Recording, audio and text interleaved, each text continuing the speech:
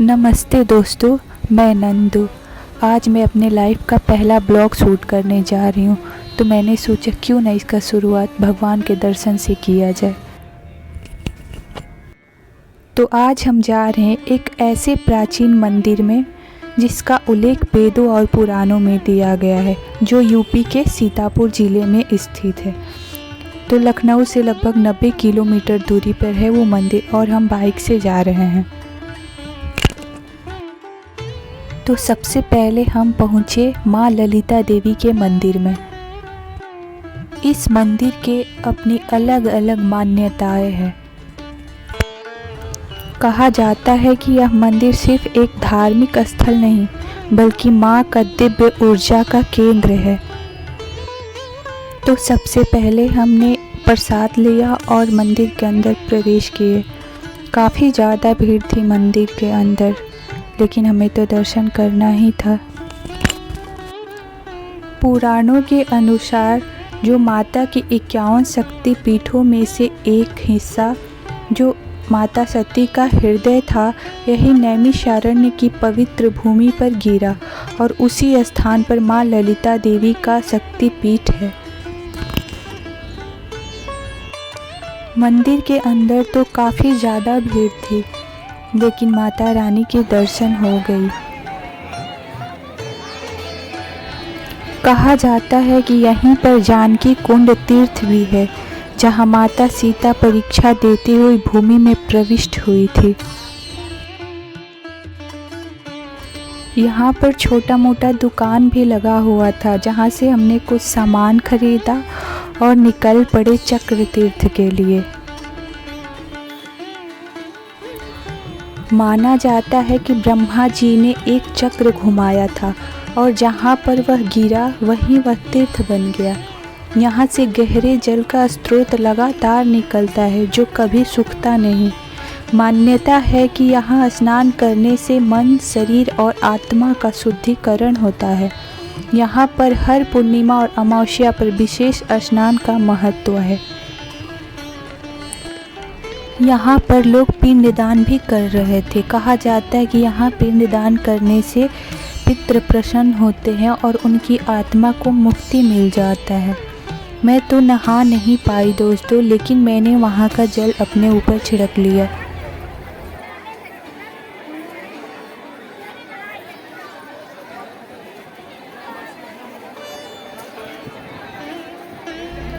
यहाँ पर और भी बहुत सारे मंदिर बने हुए थे दोस्तों, जैसे कि आप देख ही सकते हैं।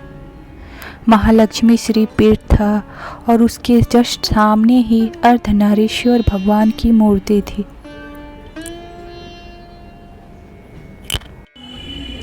इनको देखने के बाद मुझे इतना सुकून मिला ना, कि मैं अपने शब्दों में बयां नहीं कर सकती हूँ।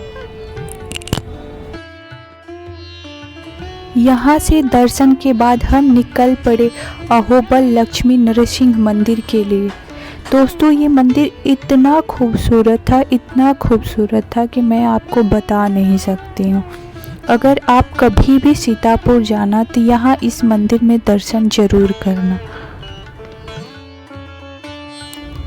मंदिर में प्रवेश द्वार पर ही महर्षि वेद व्यास की मूर्ति और भगवान नरसिंह की मूर्ति, और उसके बाद हनुमान जी की मूर्ति बनी हुई थी।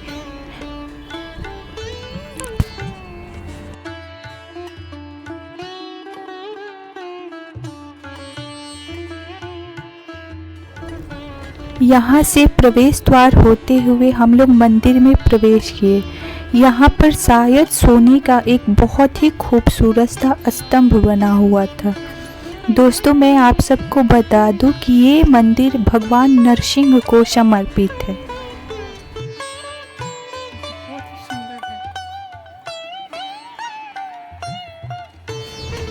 यहाँ पर बहुत ही खूबसूरत नौकासियाँ बनाई गई थी, जो भगवान विष्णु की सारी लीलाओं को दर्शाती थी। भगवान इन नौकाशियों में ये भी दर्शाया जा रहा है कि कैसे हिरण्याक्ष और हिरण्यकश्यप ने ब्रह्मा जी की तपस्या से अमर होने का वरदान मांगा था। और ये भी दर्शाया जा रहा है कि कैसे भगवान ने उनका वध किया। और भक्त प्रहलाद के लीलाओं के बारे में भी इन सारी नौकाशियों में दर्शाया गया है कि कैसे उन्हें अग्नि में जलाया गया, उन्हें समुद्र में फेंका गया, उन्हें हाथियों से मरवाने का कोशिश किया गया, कैसे भगवान ने उनकी रक्षा की, कैसे उन्होंने गुरुकुल में पढ़ाई की। इसमें प्रहलाद की सारी लीलाओं के बारे में दर्शाया गया है। इसमें ये भी दिखाया गया है, इन नौकाशियों में भगवान विष्णु के 10 अवतार को भी दिखाया गया है।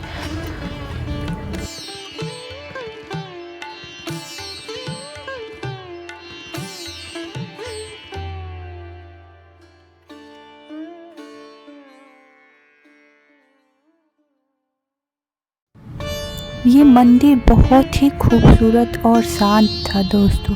यहाँ आने के बाद मुझे बहुत ही सुकून मिला।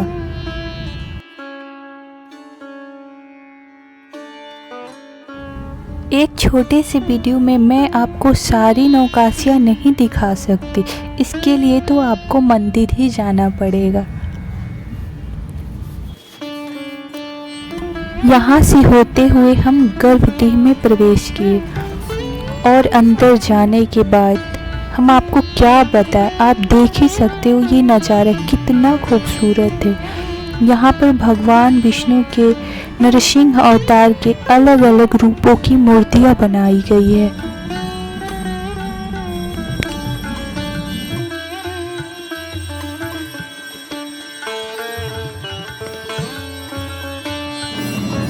हम अंदर जैसे ही गए अचानक से इतना आवाज़ आने लगा घंटियों का, तब हमें पता चला कि भगवान का भोग का समय आ गया है। और यहाँ भोग लगाया जा रहा तो सारे भगवान को पर्दा करके भोग लगाया जा रहा था।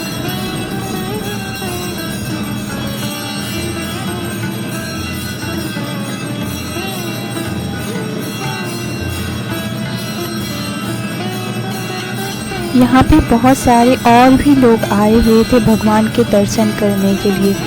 मेरे मन में आया कि ये घंटी इतना तेज कैसे बज रही है। जब मैं गई देखने तो वाह, ये इतना खूबसूरत आप देख सकते हो, ये बज रहा था और ये ऑटोमेटिक था।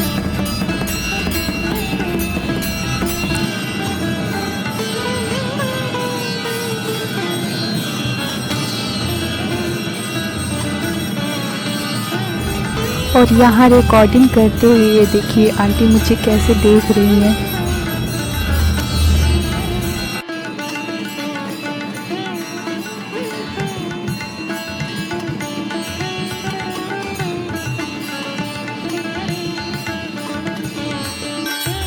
फाइनली भगवान के सामने से पर्दा हट गया था और हम लोगों को दर्शन हो गया। और यहाँ आरती शुरू हो गई थी। हम सब ने आरती में भाग लिया। हमारा ये सौभाग्य था कि उसी समय पे आरती शुरू हो गया।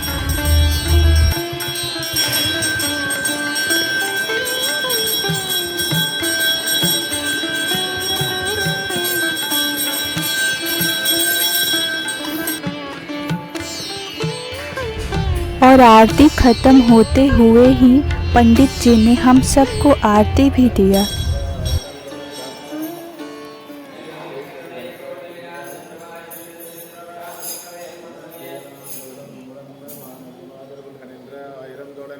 सिक्का दीजिए।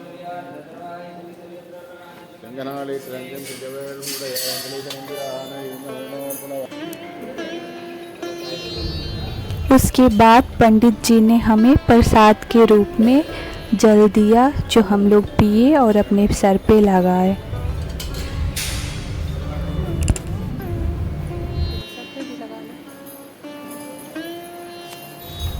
उसके बाद ये चांदी का कुछ मुकुट जैसा था, जिसे पंडित जी हमारे सर पे रख के ऐसे सबको आशीर्वाद दे रहे थे। देखिए कैसे वीडियो में दिख रहा है आप सबको।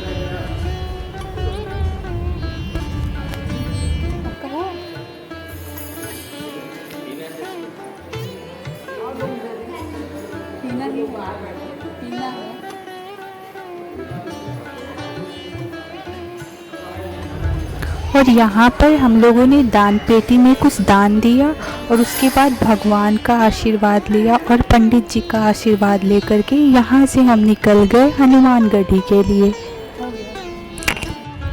हनुमानगढ़ी में वीडियो अलाउड नहीं था, इस वजह से हम लोग ने वीडियो नहीं बनाया और यहाँ से दर्शन करके हम निकल गए लखनऊ के लिए।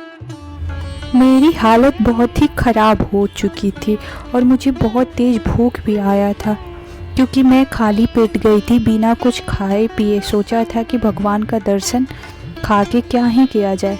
तो हम आए इस छोटे से रेस्टोरेंट में, और ये वेज रेस्टोरेंट था, इस वजह से हम सोचे कि हम यहीं खाएंगे। हमने सबसे पहले कॉफ़ी पिया, उसके बाद हम लोगों ने चाउमीन खाया, उसके बाद हम लोगों ने सादा खाना लंच में लिया। उसके बाद हम लोग निकल आए अपने घर के लिए। आपको मेरा ब्लॉग कैसा लगा दोस्तों? लाइक कमेंट सब्सक्राइब करके ज़रूर बताइए। मिलते हैं अगले वीडियो में। Bye bye, thank you for watching.